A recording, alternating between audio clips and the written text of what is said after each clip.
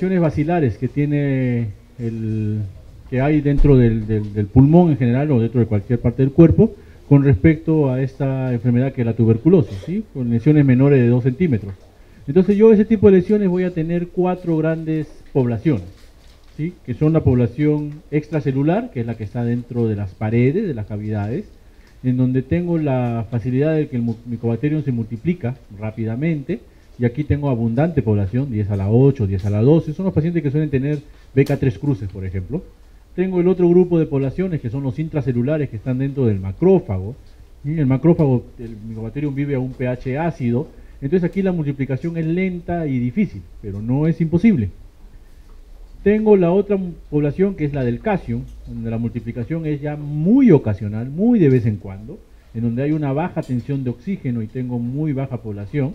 Y finalmente tengo la población del nódulo fibrótico, o nódulo calcificado, en donde ya no hay nada de multiplicación, y ya no hay una multiplicación y la población ya casi es nula, ¿sí? 10 a la 3 bacilos, estamos hablando de simplemente 1000 bacilos, ¿sí? Que es nada para 2 centímetros de diámetro de lesión, comparado con esto, ¿no? Que son millones de bacilos.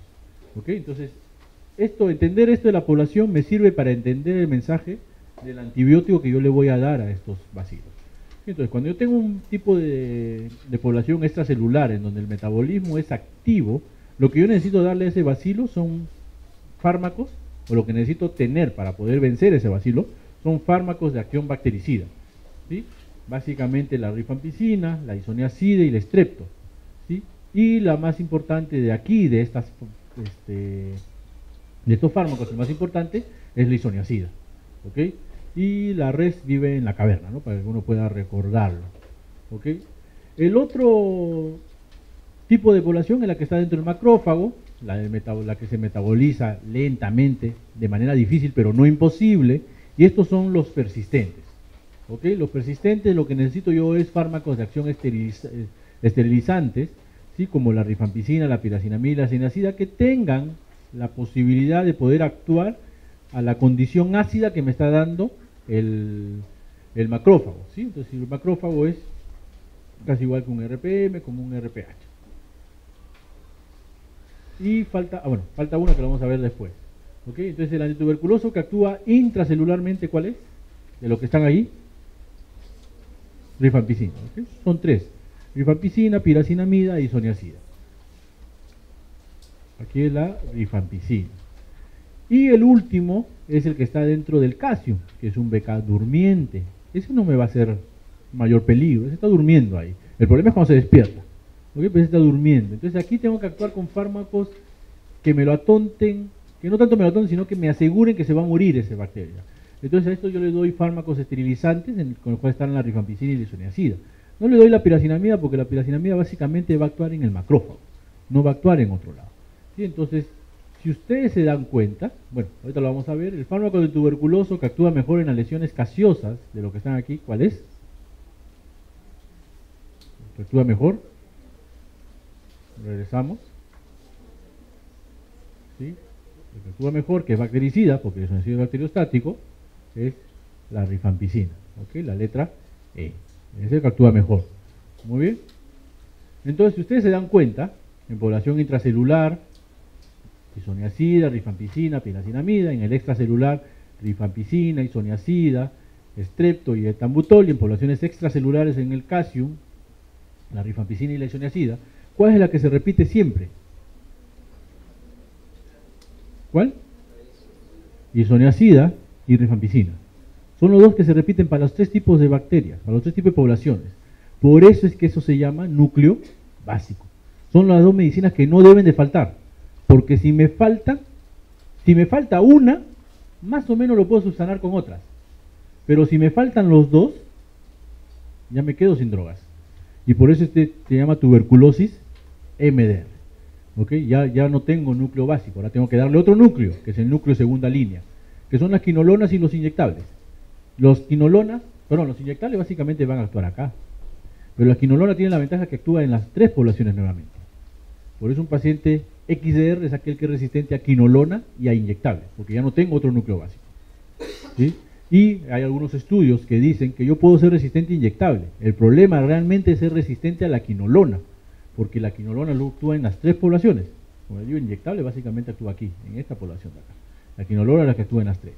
Entonces, entendiendo eso, yo entiendo cómo tengo que dar el tratamiento. ¿Ok? Entonces, a mí lo que me preocupan son 2 tipos de bacterias. ¿Quiénes son los que me preocupan? Me preocupa esta, que es activa, que son millones de millones, y me preocupa esta, que está durmiendo, porque no vaya a ser que se despierte. Esta que está acá, que es persistente, yo sé que va a terminar cayendo en algún momento. ¿Ok? Entonces, en la primera fase yo tengo que matar esta. Y en la segunda fase tengo que asegurarme que esta se muera, porque si no va a despertar. ¿Ok?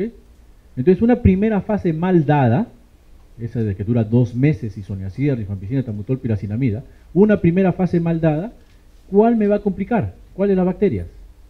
¿Cuáles las poblaciones? Esta, la de metabolismo activo. Por lo tanto, tengo más posibilidad de que haya resistencia o no. Sí, porque estas bacterias están que se reproducen. Entonces las que van a quedar van a ser las resistentes. Entonces tengo más posibilidad de resistencia. Por eso esta me trae problemas en la primera fase. Una segunda fase mal dada, ¿quién va a tener problemas? ¿Quién va a ser la población que me vaya a hacer problemas? Esta, la del calcio. Y por lo tanto, ¿qué va a ocurrir con mi paciente? Cuando éstas se despierten. Mi paciente va a hacer una recaída. ¿Ok? La pregunta es, ¿va a ser MDR? No, porque es la misma bacteria que está durmiendo. Lo único que va a hacer se va a despertar nomás.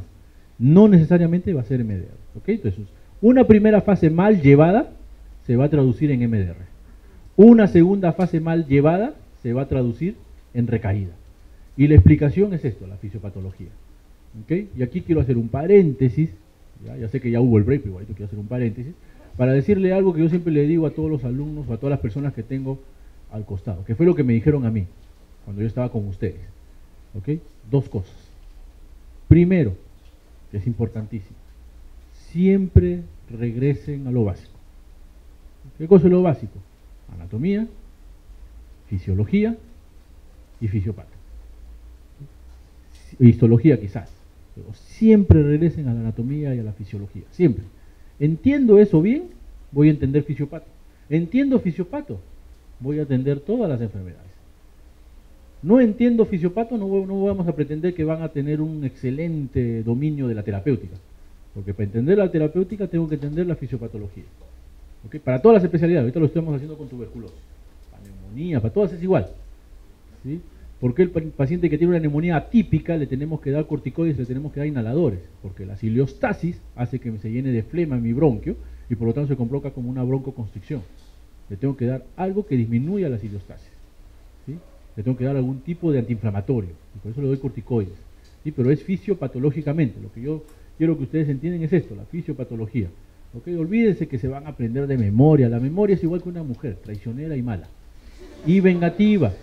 ¿Ok? Nada, olvídense. Tiene que ser así. Sí, soy casado, por eso lo hablo con experiencia. ¿Ok? Igualito es así. ¿Está bien? En el tratamiento antituberculoso, el fármaco que actúa como bacteriostático en los bacilos de reposo y bactericida en la fase de multiplicación rápida. ¿Cuál es? De los que están acá. ¿Cuál es? La isoniazida, ¿verdad? Es el fármaco. En los bacilos en reposo, ¿ok? Es bacteriostático y en los bacilos de multiplicación rápida es bactericida. ¿Sí? Este cuadrito de acá, ahí está. Isoniazida, bacteriostático en los bacilos en reposo y bactericida en la multiplicación rápida. La única que hace eso es la isoniazida. Nota, la rifampicina tiene una característica, nunca es bacteriostático, siempre es bactericida. Por eso ustedes van a escuchar que si tengo un paciente que es resistente solo a isoniazida, le puedo agregar una quinolona y no pasa nada. Pero si tengo un paciente que es resistente solo a rifampicina, lo que se recomienda es tratarlo igual que un MDR. Claro, le puedo dar isoniazida, pero tengo que tratar igual que un MDR, porque la rifampicina es bactericida para todo. Y esa es la ventaja que tiene la rifampicina. ¿Sí? Requiere isoniazida, muy bien. Entonces los esquemas. Ya vimos del esquema 1, ¿verdad? O el esquema de TB sensible, ya no se llama esquema 1, ahora se llaman los esquemas. Cuando yo estaba así como ustedes, había esquema 1, esquema 2, esquema 2 reforzado, esquema 3 y el esquema para los MDR. 5 esquemas que uno tenía que aprender. Ustedes tienen suerte, solamente hay 2. TB sensible, TB resistente. se acabó, no hay más. TB sensible es el que hemos hablado hace un momento. Si no tiene VIH, no tiene osteoarticular, no tiene sistema nervioso central, no tiene milia, se da 6 meses. Si tiene VIH, se da 9 meses. Si tiene milia, osteoarticular o del sistema nervioso central, se da 12 meses. ¿Ok? El esquema de TB resistente, hay que entender que son de 3 tipos, el esquema de TB resistente. De 3 tipos desde el punto de vista de cómo yo los llamo, cómo los denomino. ¿Ok? Por el final es lo mismo, pero cómo yo los denomino. ¿Ok? ¿Cómo es eso? Digamos que yo me voy a comprar un polo. ¿Ok? Entro a la tienda, Saga, Ripley, la que ustedes quieran, o Esle, o me voy a Gamarrita o más, y me compro un polo. ¿Ya? El polo que yo me compro es una talla estándar, talla única. ¿Qué significa eso? Cualquiera lo puede usar. Yo o la doctorita. Y obviamente yo le llevo varios centímetros más a la doctorita, ¿verdad? Pero cualquiera de los dos lo vamos a usar. Es un polo talla única, polo estándar. Diferente es que yo me vaya a la tienda y me mande a hacer un polo. ¿Ese polo a quién le va a quedar? Solo a mí. A nadie más. Los días se lo va a quedar y va a quedar como pijama, ¿verdad? Está abajo, va a estar arrastrando. ¿Sí? No le va a quedar. ¿Ok? Entonces, ese es un traje que es para mí, es individual. ¿Ok? Entonces, existe el estándar, que es para todos, y existe el individual, que es solamente para ti. ¿Ok? Entonces, el esquema estandarizado, que es el que es para todos, es un esquema transitorio. ¿A quién le voy a dar? Aquel paciente que fracasó al esquema 1 y nunca tuvo prueba de sensibilidad, que todavía hay algunos, o aquel paciente que es multitratado, o aquel paciente que ha recaído tempranamente. Por ejemplo, yo recibí mi tratamiento nuevo, terminé mi tratamiento, me pusieron condición de egreso curado, y en 6 meses he vuelto a hacer tuberculosis. Otra vez, es una recaída al 6º mes. Eso se llama recaída temprana.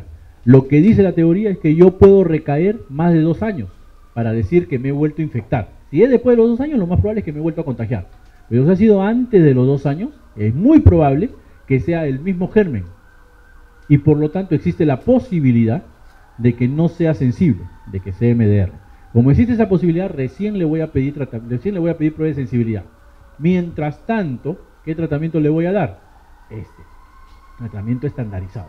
El tratamiento estandarizado es este que está acá, que ustedes están viendo: 6 a 8 meses de canamicina, levofloxacina, etambutol, piracinamida, tionamida y cicloserina, y 12 a 16 meses de levofloxacina, etambutol, piracinamida, tionamida y cicloserina. El tratamiento dura de 18 a 24 meses. ¿Ok? Es el tratamiento estandarizado. ¿Qué depende que este sea 6, que este sea 8, que este sea 12, que este sea 16? Esta palabra de acá que dice médico consultor. ¿Quién es consultor? Es un grupo de neumólogos que se dedica a tuberculosis, no tiene nada más que hacer. ¿Sí? ¿Y por qué se da ese esquema estandarizado? Por este trabajo de aquí, que salió publicado en el año 2009, en el Instituto Nacional de Salud, en donde, si ustedes ven, yo tengo un paciente que es MDR, o sea, no es resistente ni isoniazida ni rifampicina, 0 posibilidad de que sea sensible a isoniazida y rifampicina, este grupo de acá. Si yo le doy etambutol o piracinamida, tengo un 78% de posibilidad de que sea sensible por lo menos uno de los dos. Por eso le doy los dos. Si yo le doy una quinolona, tengo un 92% de que sea sensible. Por eso le doy una quinolona. Si yo le doy un inyectable, tengo entre 80 y 86% de posibilidad de que sea sensible. Por eso le doy un inyectable. Amica, Cana, Capri, cualquiera de los 3.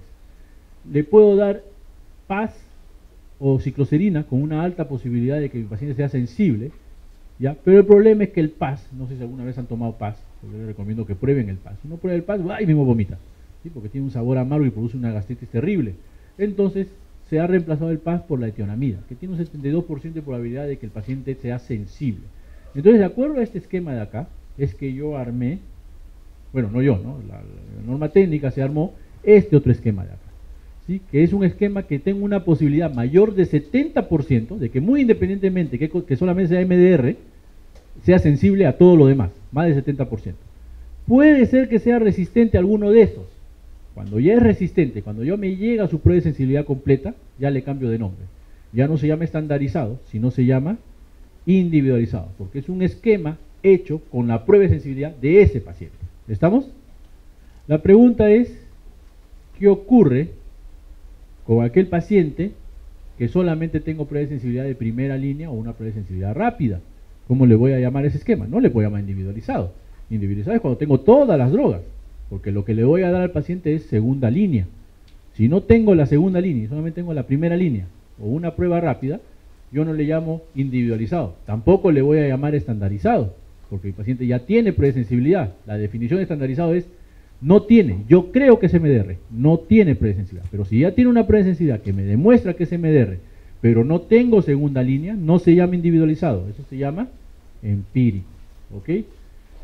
Cualquier tuberculosis con presensibilidad considerada no vigente, un paciente tiene una tuberculosis hace 2 años y ahora vuelve a hacer una tuberculosis, entro al sistema y veo que hace 2 años era MDR, ¿seguirá siendo MDR ahora? No sé, tengo que pedirle nueva prueba. Mientras tanto, le voy dando un esquema como MDR, asumiendo que sigue siendo MDR. Es una presensibilidad no vigente, se llama empírico. Vigente quiere decir 6 meses, ¿ok? Por si acaso. Vigente quiere decir de los últimos 6 meses. Eso quiere decir vigente. O un contacto con casos de TB resistente que no cuentan con presensibilidad. ¿Ok? Digamos que yo tenga tuberculosis y tengo una tuberculosis MDR. Y digamos que mi esposa sale BK positivo. ¿Ok? ¿Qué esquema le vamos a dar? ¿Esquema 1 o esquema TB sensible porque es primera vez? ¿O el esquema de MDR asumiendo que yo le he contagiado? Tenemos que asumir que yo le he contagiado, ¿verdad? O si no, me está sacando la vuelta con tu tuberculoso. Tenemos que asumir que soy yo el único tuberculoso que ya conoce. Entonces, yo le he contagiado. ¿Y yo qué le voy a contagiar yo? ¿MDR o sensible? MDR. Entonces tengo que dar un esquema de acuerdo a mi prueba de sensibilidad. Eso se llama esquema empírico. Entonces el empírico son 3. Prueba de sensibilidad no vigente, prueba de sensibilidad rápida o primera línea y prueba de sensibilidad del contacto. ¿Ok? Esos 3 son empíricos. Eso le llamo esquema empírico. Esto que está acá son los esquemas empíricos de acuerdo a prueba de sensibilidad rápida, ¿ya? Si mi paciente es sensible, esquema 1, si es resistente a isoniazida le doy este esquema, si es resistente a rifampicina o SMDR le doy el esquema de MDR, ¿ok? Y el esquema individualizado es la mejor opción de tratamiento, dado que se basa en los resultados de la presensibilidad de drogas de primera y segunda línea, ¿sí? Elaborado por el médico consultor, ¿sí? Entonces un esquema individualizado es aquel que yo ya tengo todo, es fácil de armar. Si mi paciente me sale que es resistente a cicloserina, ¿le voy a dar cicloserina? No, ¿okay? Porque la cicloserina tiene muchos efectos secundarios. Si es resistente a etionamida, ¿le voy a dar etionamida? No, porque etionamida tiene muchos efectos secundarios. ¿Para qué nos vamos a estar arriesgando?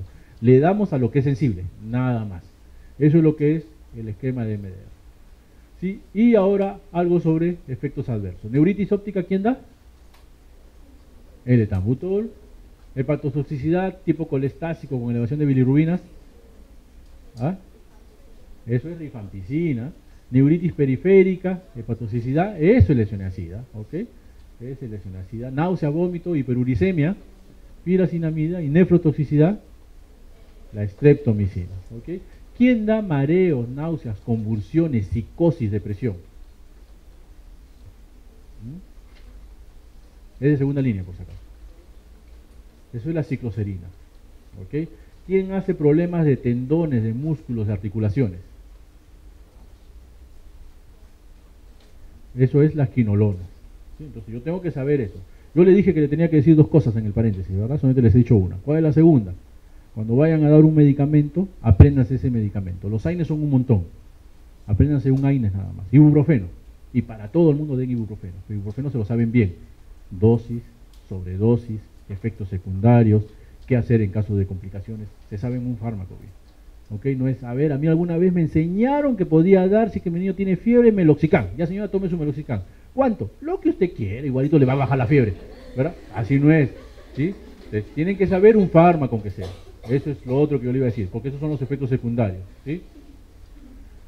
El efecto más importante de la isoniazida es la hepatitis, como el efecto más importante, ¿ah? No es el más frecuente. El más frecuente lejos son los problemas periféricos, neuritis periférica, ¿sí? El paciente se queja que tiene calambres, que siente que molestias en las piernas.